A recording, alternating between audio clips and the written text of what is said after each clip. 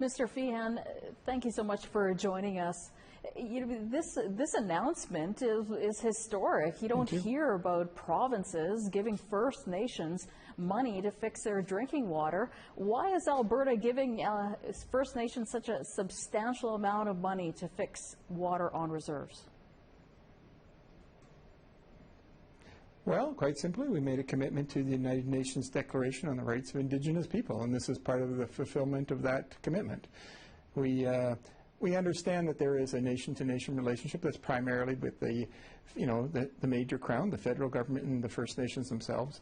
But we absolutely, completely believe that all First Nations people are also Albertans, and so we're finding ways to ensure that their well-being is raised up to the level of the well-being of other Albertans. Now, how much control will the First Nations have in how this money is spent? Well, we will try to keep that at an absolute maximum. The plan is always not for us to design a program and then push it out into the community, but rather to go to the community, ask the communities to help to identify priorities and processes that are going to work. And in this case, of course, we're working in a tripartite way because we are working with the federal government. So while the provincial government is providing $100 million over the next 4 years, the federal government will actually be adding additional monies to connect with the municipal systems that are coming to the reserves and then connect them throughout the reserves. So that whole process requires the First Nations people to be at the table the whole time. Now, as you know, there is a long-standing dispute over ownership and control of water resources between First Nations and the government of Alberta. Does this $100 million offering have anything to do with that?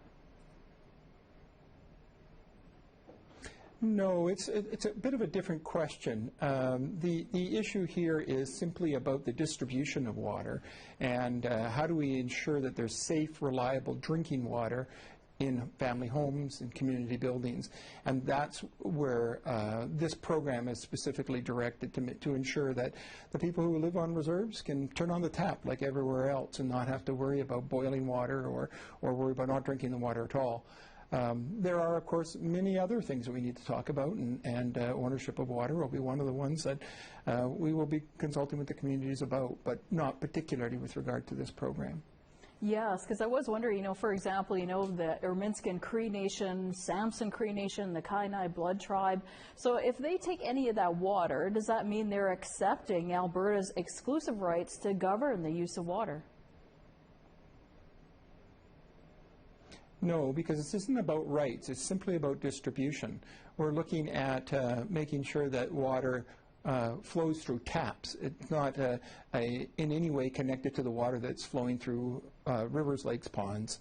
And so I can see why you would want to put the two issues together, but I think in this case, you should be aware that we're really separating them out.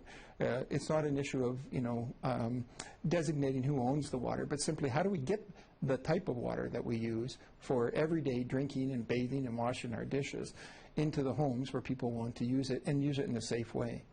Yes, definitely a global concern over clean water. You did talk about going into consultations with First Nations over ownership of water. Who does own water in Alberta? Well, I think that the conversation that's going to be ongoing, and it's a really separate conversation from the one that we're having right now. And there'll be lots to discuss. And I think, again, we have a tripartite conversation to be held. I do think it's an exciting time now, though. This province has decided that we really want to try to find ways to partner with First Nations people.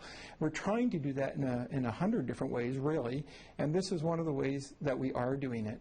And water is one piece of the budget that I think is really important, but I also want to remind you that there are other pieces of the budget that are in many ways equally important. There's $151 million set aside for the Climate Leadership Program that will allow First Nations to build systems, to update their public and private buildings, and to really allow them to do everything from retrofitting homes to participating in the energy system in this province. And that's another commitment to basic core participation in the economy. And we also have, of course, $120 million in the housing budget for off-reserve housing to enable Indigenous people, particularly, to look at building and updating affordable housing. So, you know, there are a number of things that are happening all at the same time. We frankly try to keep as many irons in the fire as we can, trying to get improvements in as many different ways as we possibly can. Okay. And I think, you know, you'll see these announcements now, and you'll see more in the future. All right.